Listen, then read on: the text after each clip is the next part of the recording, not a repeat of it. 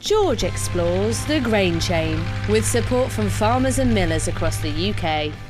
Hiya! Once the grain is grown, the next step in the grain chain is to see how it's milled to make flour. So for that we need... You've got it! A mill! Now when you think of mills, you might think of windmills or water wheels. But mills today are much, much bigger!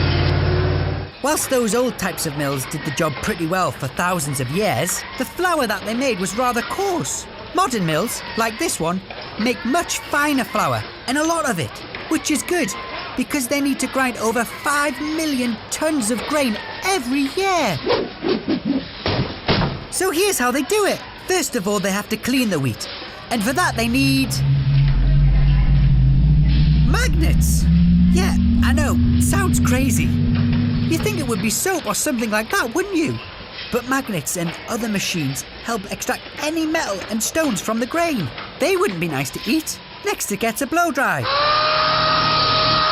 And those air currents also carry away dust. Now time for the grains to have a shower. Hope they've brought their shower gel. The water softens the outer bran layer, which is important because this layer is too tough to make good flour. The bit that's wanted is underneath, the endosperm. Now the grain is nearly ready to be milled. It just needs gristing. It's a weird word, isn't it? But it just means mixing different types of grain in different proportions to make different kinds of flour. Now the real fun starts.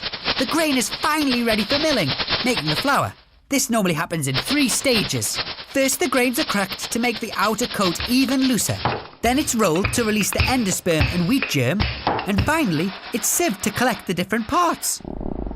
And all that milling's making me hungry. Time to get back to the kitchen. I've got a terrific recipe for a loaf fit for a king. Fresh out of the oven today is a great Coburg loaf. It's a round, crusty loaf which always has a really deep cross cut into the top of it. Smells great.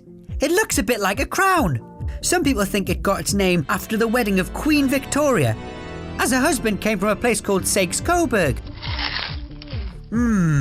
It's fantastic. See you soon. George explores the grain chain with support from farmers and millers across the UK.